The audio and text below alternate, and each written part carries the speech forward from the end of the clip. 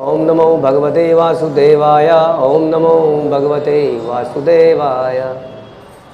श्रीमद् भागवतम चौथा कैंटो 20वां अध्याय और 26वां श्लोक।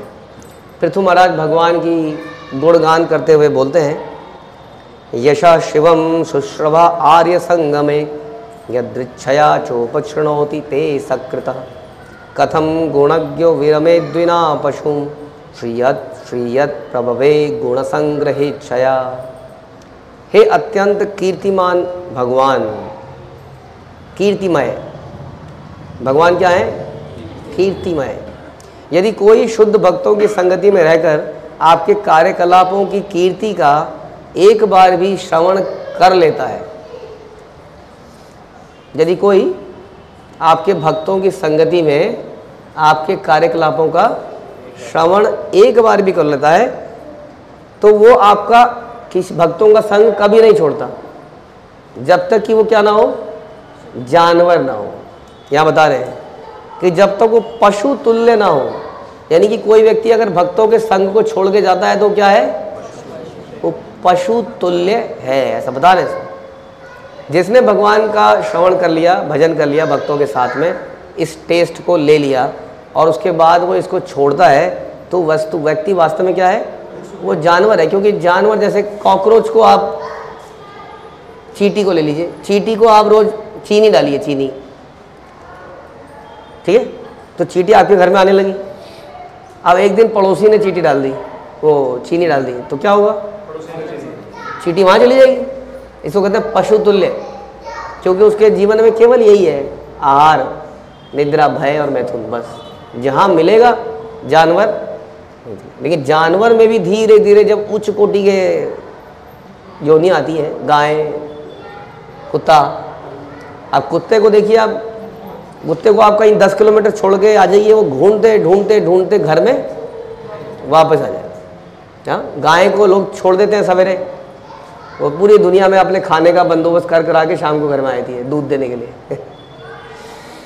तो इस प्रकार से जानवर जब बोला जा रहा है तो उसका मतलब यही कि जो जहाँ पर देखेगा कि कुछ खाना मिल रहा है, कुछ उधर कोई चल देगा। तो इंसान को ऐसा नहीं होना चाहिए।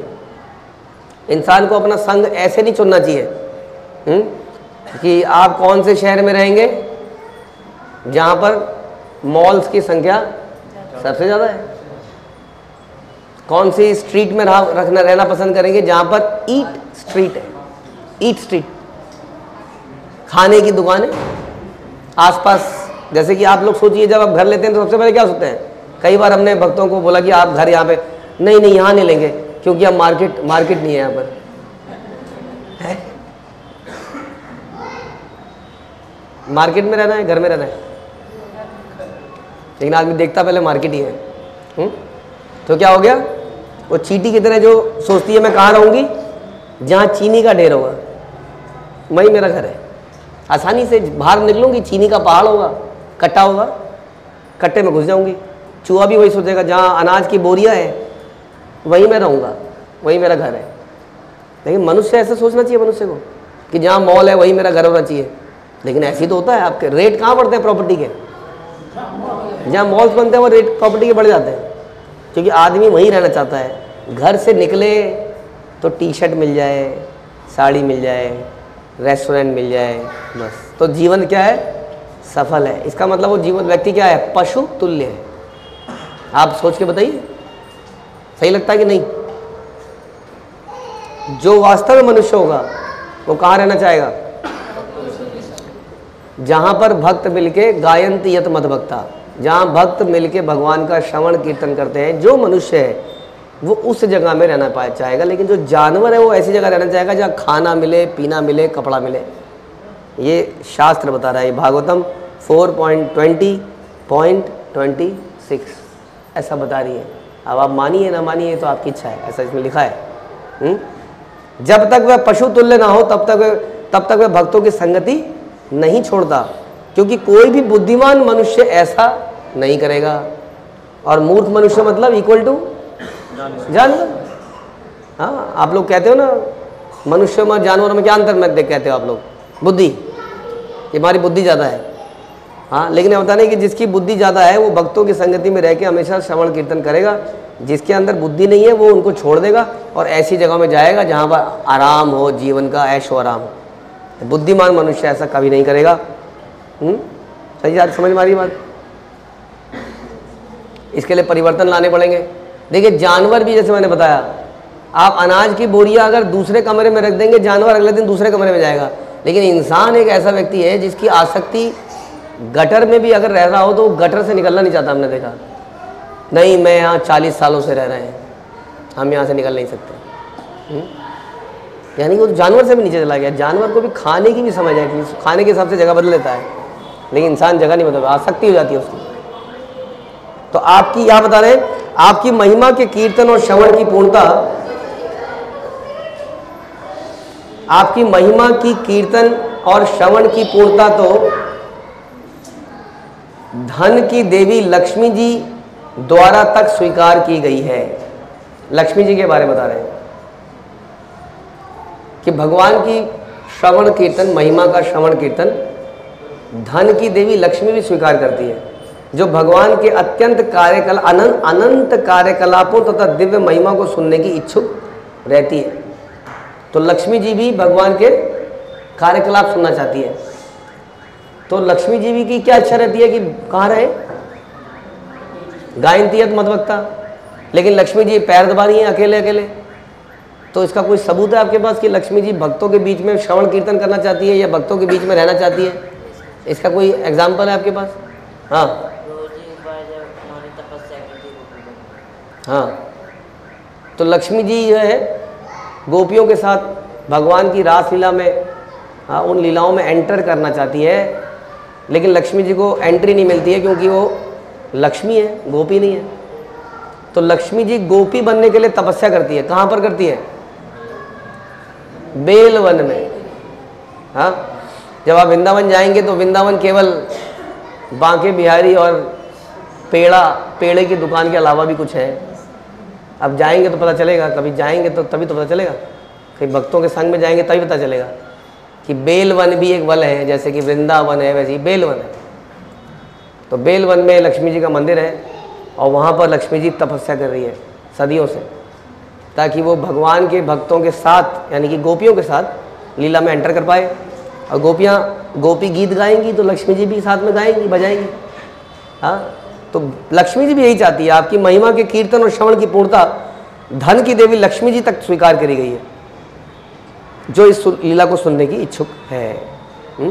तो यहाँ पर शुरू में एक वर्ड यूज़ किया गया था, यशः शिवम श्रोवै आर्य संगमे। तो पूर्व बता रहे हैं आर्य कौन है? आर्य वो व्यक्ति माना जाता है जो मनुष्यों में सबसे उन्नत है, उसको आर्य माना जाता है, क्योंकि उसने वैदिक सभ्यता को ग्रहण किया है। हाँ, तो यदि आपने वैदिक सभ्यता को ग्रहण किया तो आप क्या बोला जाएगा? आप आर्य हैं। अब अगर आप आर्य हैं तो आपके बच्चे भी आर्य बन जाएंगे। हाँ, लेकिन धीरे धीरे ऐसा हो गया कि आपने वैदिक सभ्यता को स्वीकार किया, आपके बच्चे भी आर्य बन गए। हाँ, फिर वो आर्य कुल बन गया। आर्य का बच्चा आर्य, डॉक्टर का बच्चा डॉक्टर। ओ, ये तो गलत हो गया। एडवोकेट का बच्चा एडवोकेट, ये भी गलत हो गया। मजिस्ट्रेट का बच्चा मजिस्ट्रेट, ये भी गलत हो गया। लेकिन पंडित जी का बच्चा पंडित जी, छोटे पंडित जी बड़े पंडित जी, पंडित जी का बच्चा पंडित जी।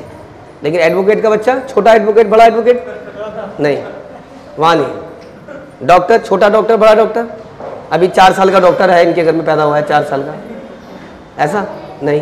लेकिन 4 साल के पंडित जी, हाँ 4 साल के पंडित जी। तो ऐसा हो गया सिस्टम। तो ऐसा बता रहे हैं कि प्रभुपाद कह रहे हैं कि जो वैदिक नियमों को सिस्टम को अपनाता है वास्तव में वही आर्य है, और उनको ऐसा करना चाहिए कि ऐसी भक्तों के साथ में रहना चाहिए जहाँ पर वास्तव में श्रवण कीर्तन हो। और आर्य वास्तव में यदि वो आर्य है या कहिए ब्राह्मण है, तो ब्राह्मण का एक कार्य होता है। ब्राह्मण के क्या कार्य है बताइए? पठा पाठन यदा याजन दान प्रतिग्रह, यानी कि वो शास्त्रों को पढ़ता है और पढ़ाता है। हाँ, और यज्ञ यानी कि भगवान की प्रसन्नता के लिए कर्म करता है और दूसरों को करना सिखाता है। दान देता है, लोगों से पैसा कलेक्ट करता है, उनको दान देना सिखाता है। ये ब्राह्मण का कार्य है, जो वास्तव में आर्य है। उसको ये कार्य में लगना चाहिए, ये उसका मुख्य कार्य होना चाहिए, तभी वो पंडित जी कहलाएगा वास्तविकता में। हाँ, वही वस्तु में पंडित है। ऐसा नहीं कि जो धन के लिए कुछ पूजा पाठ करता है, पुरोहिती का काम करता है, वो पंडित जी वास्तव में नहीं है। इसलिए यहाँ पे बता रहे हैं कि धीरे धीरे ये आर्य समाज ऐसा बन गया और ये ख़त्म हो गया। इसलिए यहाँ पर बार बार हम फिर से सुन रहे हैं कि ये जो श्रवण कीर्तन की महिमा है, ये लक्ष्मी जी भी समझती है और लक्ष्मी जी भी इसके लिए तपस्या करती है। लेकिन आप लोगों को, हम लोगों को इस श्रवण करने के लिए कोई तपस्या करनी पड़ रही है? प्रसाद मिल गया हम लोगों को, बैठे बैठे मिल गया प्रसाद। हमने क्या किया?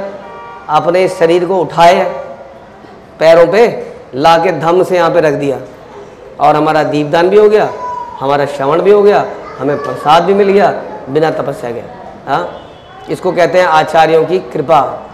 हाँ, जो कि मुंह में डाल डाल के देते हैं। तो ये बड़ी कृपा है, क्योंकि लक्ष्मी जी को तो इसके लिए तपस्या करनी पड़ रही है और हमें ये फ्री में मिले जा रहा है। यही कलयुग की महिमा है। तो इसके लिए हमें अपने आचार्यों को धन्यवाद देना चाहिए।